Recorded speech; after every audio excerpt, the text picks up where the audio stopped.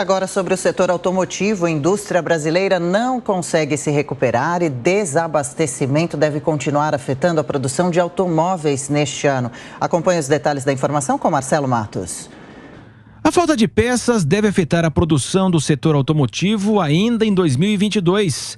A indústria brasileira não conseguiu a recuperação esperada em 2021, não por falta de demanda, mas pelo desabastecimento que paralisou as fábricas.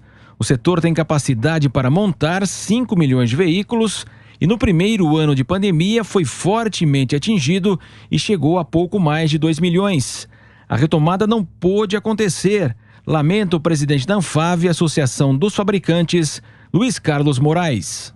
Um crescimento pequeno quando comparado àquilo que a gente imaginava que poderia ser alcançado. A gente começou o ano imaginando que poderia crescer produção em relação ao ano passado 25%, e talvez ficará um pouco abaixo dos 10% de crescimento.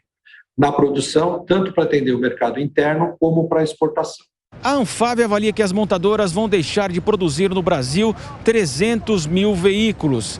E a expectativa de normalização em relação ao abastecimento de peças passa apenas agora para o início de 2023. Falando com especialistas que acompanham a indústria de semicondutores, eles estimam que a perda de produção esse ano na indústria global ficará entre 10 a 12 milhões de unidades, principalmente para veículos leves, e que esse número deve cair a 5 milhões, mas ainda assim uma perda de produção ao redor de 5 milhões de veículos para o ano que vem. Luiz Carlos Moraes avalia que o país precisa urgentemente das reformas, mas reconhece que é algo praticamente impossível no ano eleitoral. A reforma administrativa, a reforma da Previdência que foi aprovada, a reforma trabalhista que foi aprovada lá atrás e defende também uma reforma tributária ampla. O setor automotivo tem maior carga tributária quando comparado com os principais mercados do mundo, né?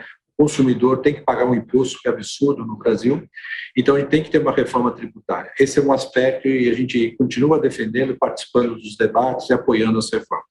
A outra dimensão é o custo Brasil. Nós temos custos estruturais enormes no Brasil, né? Encargos salariais, ainda tem uma logística com muitos problemas, pagamos muita taxa, temos uma certa insegurança jurídica muitas vezes, tal. Então a Anfave também tem trabalhado junto com o Ministério da Economia em vários fóruns de discussão, propondo soluções de curto prazo, outras em médio prazo, outras de longo prazo, visando a redução do custo Brasil. A cadeia automotiva é longa e a pandemia acabou com a possibilidade da recuperação econômica para os difíceis anos de 2015, 16 e 17. O presidente da FenaBrave, Federação das Concessionárias, Alarico Assunção Júnior, lembra que o setor perdeu, nas crises passadas, 2.100 empresas e 172 mil empregos. Mas houve abertura de 650 concessionárias e 80 mil postos de trabalho gerados, infelizmente um montante praticamente aniquilado na pandemia. Além da deficiência que está tendo nesses modais, que é a logística, o container, os navios, o preço, consequentemente, sobe muito. E além de que do preço, os dias que demandaria, se você levava uma semana, está levando 3, olha só o que demanda naturalmente para acontecer um negócio que de fato possa ser iniciado e ter sua concretização ou seu fechamento muito longo. Isso gera um prejuízo, um descontentamento, uma ansiedade muito grande, não só no setor, de maneira geral, para a economia do país. Um container que custava $1.400 hoje está na casa de $15 mil. O presidente da FenaBrave, Alarico Assunção Júnior, reforça que a cadeia sofre com a falta de liquidez e previsibilidade. Ainda que agora, pela questão econômica, subindo a inflação, consequentemente os juros indo atrás, eu sempre costumei dizer, e voltando para outros setores também, os quais nós somos responsáveis.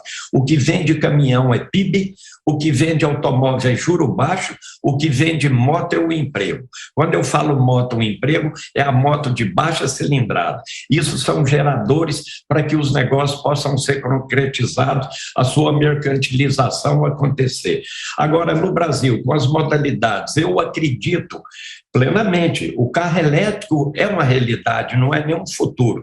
Mas no Brasil, nós temos tantas outras cadeias. Você mesmo citou o etanol, eu acho que nós vamos demandar de 10 a 15 anos para termos um mercado maduro na questão do carro elétrico. A expectativa do setor automotivo passa por produzir pouco mais de 2 milhões de unidades em 2021. O cenário de inflação e alta nos financiamentos preocupa a cadeia em 2022. Um dos efeitos da paralisação das montadoras foi a falta de carros nas concessionárias e a consequente valorização dos usados. No estado de São Paulo, os proprietários devem arcar com 30% de aumento no IPVA em 2022.